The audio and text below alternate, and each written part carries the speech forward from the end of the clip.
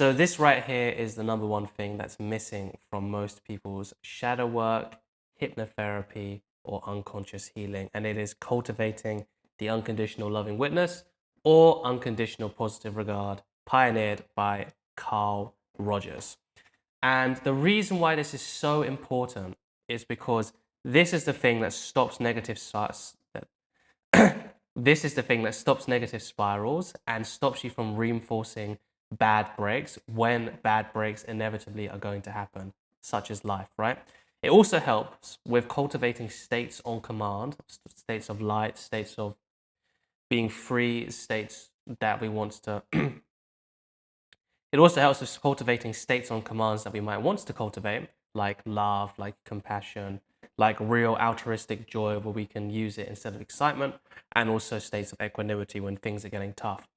So we can feel whatever we need to feel given the situation that comes up, right? So the reason why this idea, and we're going to get into what exactly is the unconditional loving witness and unconditional positive regard as we move forward, and I'm working from a cheat sheet like in all of these videos from the 4-part mini series. The cheat sheet is going to be available in the comments below and in the description box below, and I'm going to flash it over here for a couple of minutes so you guys can see what's going on.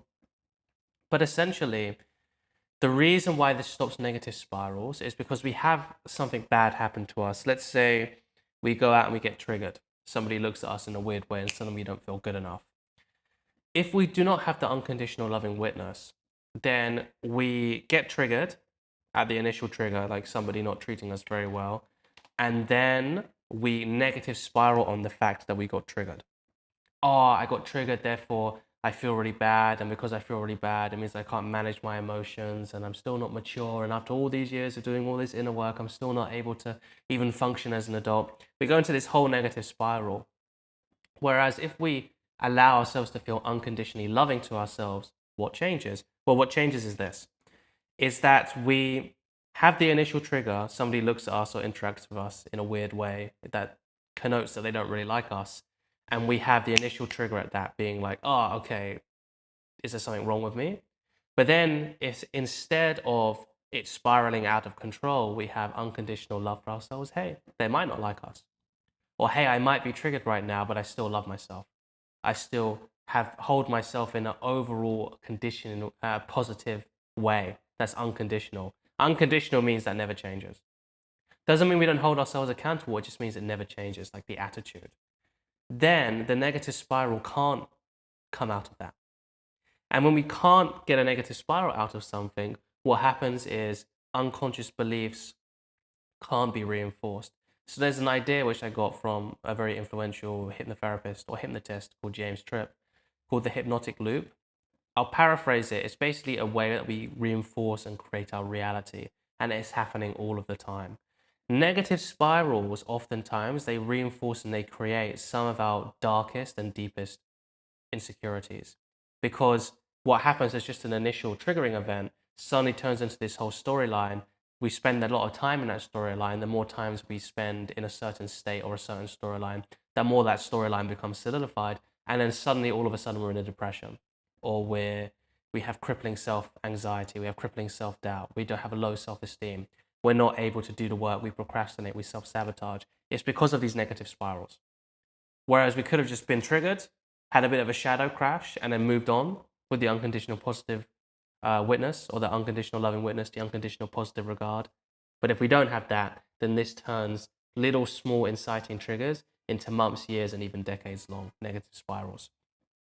So the way that we're going to cultivate this is through the way of meditation, meta meditation, specifically TWIM meditation, specifically tranquil wisdom insight meditation. I'm using this because this is what works for me. This is what works for my clients. This is what works for my mentors' clients. This is what works for all of the people who I really look up to or really see as a peer in this industry. They use meta meditation in this way that I'm about to describe to you now. We're not using it. We're using it in a therapeutic sense. We're not using it in a way to gain insight and attain the final liberation of nibbana, which is the cessation of suffering, which is what Theravada Buddhism is all about, and all Buddhism is all about, really. We are using this to cultivate states, to cultivate a state of unconditional love, of unconditional positivity. Because by doing this, first of all, it's very therapeutic. We can hold ourselves in this. If we can really hold ourselves in this, then issues like self-confidence, self-esteem, self-sabotage get sorted out pretty much on their own. There is a shadow element to this. Obviously, there's quite a strong shadow element to it. But I would say just by doing this gets rid of 50% of that. Because how can you have a low self-esteem if unconditionally you know you're there for yourself? You can't really. Obviously, there's a way that the shadows can hijack that, but you can't really. So you're going to start at 30 minutes a day, not 30 days. You're going to start at 30 minutes a day, minimum 5 to 7 days a week, and you're going to do that for 2 to 3 months. That's pretty much what the homework is. And if you feel resistance listening to that, don't worry, you're not alone. That's just something you're going to have to get over. And if there's some kind of insecurity or something that's holding you back, I have my free Most Practical Guide to Shadow Work on the internet in the comment section below and in the link below. So go ahead, download that. It's 3 hours. It was made on a live stream, made for my one-on-one clients. That will get you up to speed alongside this mini series about how to actually get rid of deep-rooted insecurities that are holding you back. Like in this way, this would be self-sabotage. This would be procrastination.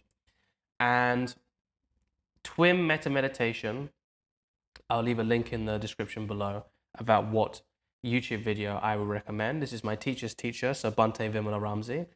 He was the teacher of my teacher, Sister Kante Keba, and both of whom have passed away. That's going to get you up to speed to metta meditation. Metta, I should have mentioned this early, is the Pali word for loving kindness. We are experiencing a loving kindness state. Now, I can sense a few people on the other side of this being like, oh, doesn't that make me a wimp? Doesn't that make me a pussy? Won't that make me really soft? Won't that make me a doormat? Unconditional love for yourself is one of the strongest states and most extroverted and warmest states you can be in. Why? Because if you have unconditional love for yourself, you're not going to let somebody disrespect you. You're not going to let somebody mistreat you. You're not going to let yourself mistreat you. What it does is it reinforces boundaries and reinforces strength in a way which is effortless because you go into states. So one of my big influences, Ken Wilber, he came up with integral theory. One of the core components of integral theory is states into traits. So the reason why some people might be watching this video and why they're even interested in this to begin with is because all of the kind of cookie cutter channels, which have their place, obviously, that say, oh, in order to be confident, you just need to act in this way and look in this way and have eye contact and all this kind of stuff. It's very kind of doing stuff, which is useful, but it's very behavioral. The problem with behavioral is it takes so much energy. Trust me, I've done this for years. I did it to not really any kind of good effects.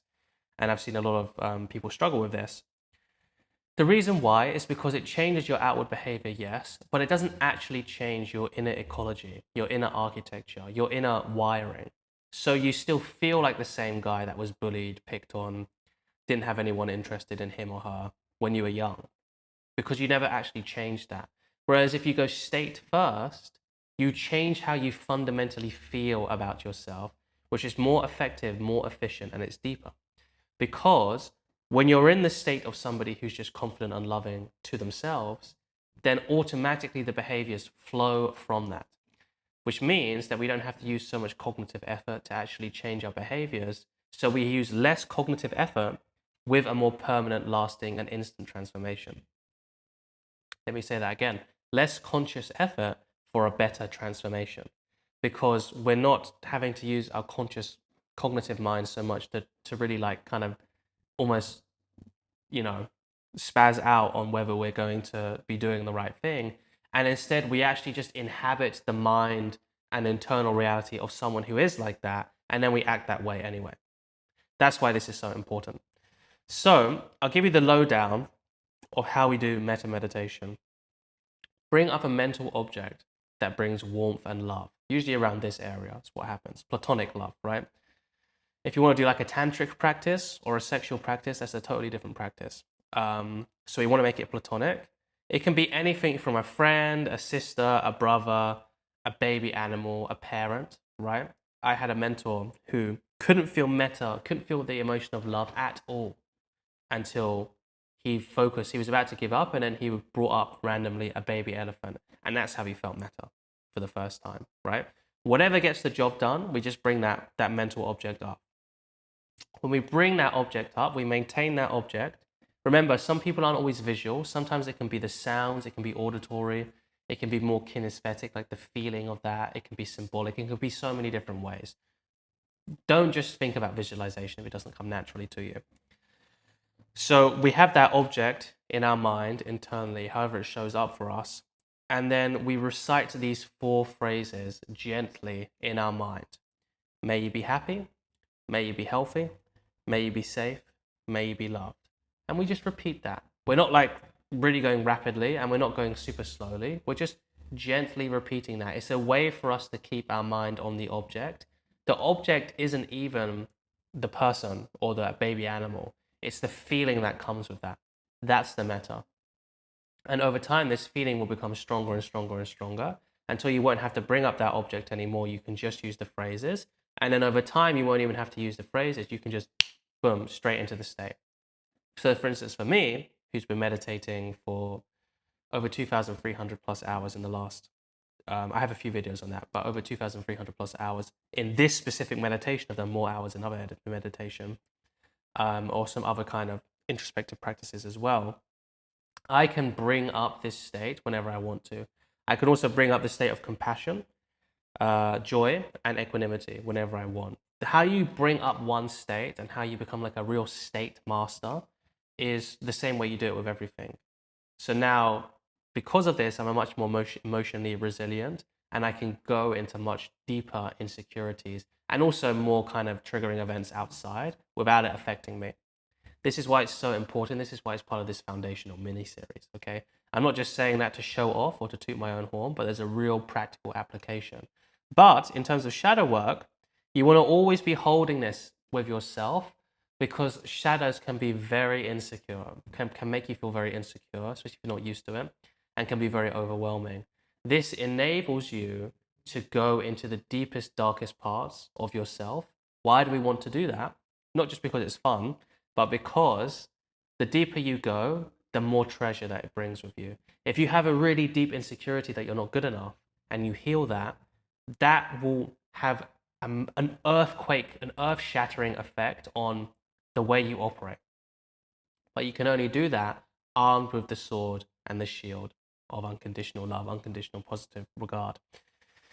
So like I said, over time, you can just use a spiritual friend, which is the person that you bring up in your mind, and eventually have metta on command, and that's the object of focus on you.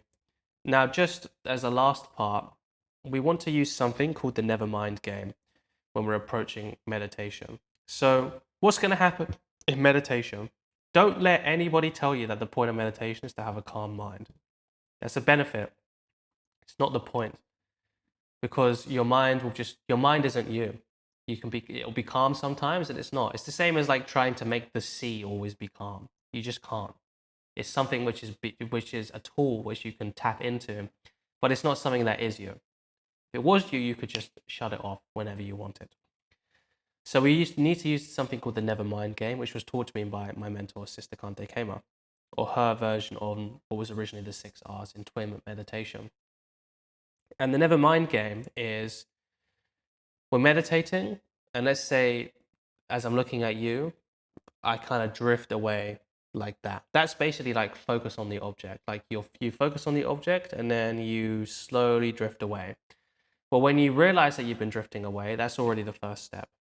The second step is we release our attention. So the same way I'm looking at you right now, and I'm looked over here, and I realize that I'm looking over here and I'm distracted, I release my attention. What that means is I just come back and I look at you. So it means we release our attention on whatever was distracting us and we come back to the object. Do not overthink it. Number 3, what you'll realize in your mind, there'll almost always be a tension that's associated with the distraction. That's a craving.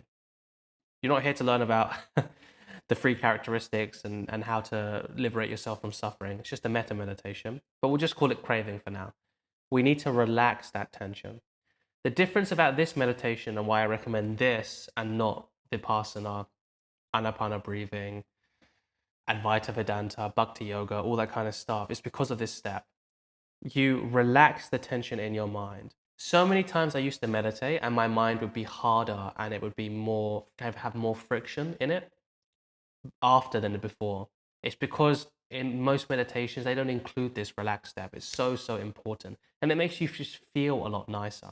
You feel a lot nicer, you can sit for longer. So remember, we realize, we release, we relax the tension, we re-smile. This is a smiling meditation. Always have a smile on your face.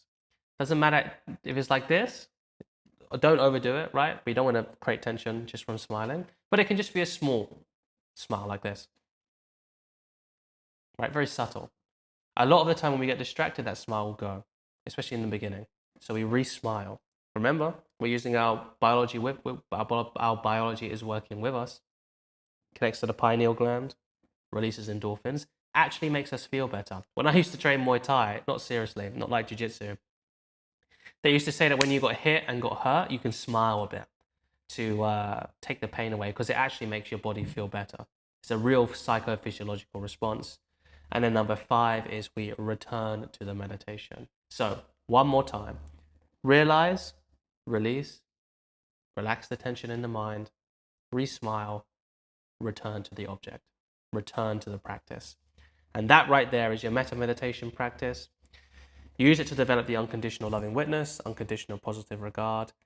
There's ways, if you're a one-on-one client watching this, we'll obviously work on ways in integrating this into day-to-day life. So we're not just doing it in meditation and shadow work, but we can actually show up in a really strong, powerful way with people. This is the number one best thing for relationships, intimacy, friendships, setting boundaries, holding boundaries, being respected, not being a pushover while still being super warm and not overly abrasive or domineering. This is the number one trait for that. So we can go over that. For those of you who have completed this series, that's amazing. Congratulations, and I'm celebrating with you. If you haven't already, go ahead and download the Most Practical Guide to Shadow Work on the internet. It's this mini series, but on steroids. It's 3 hours with my one-on-one clients, with some of my one-on-one clients. It's a live stream. Go ahead and download it. Look for your inbox. I'll send you a follow-up email to see how you're doing, see if I can offer any extra support, and have a good one.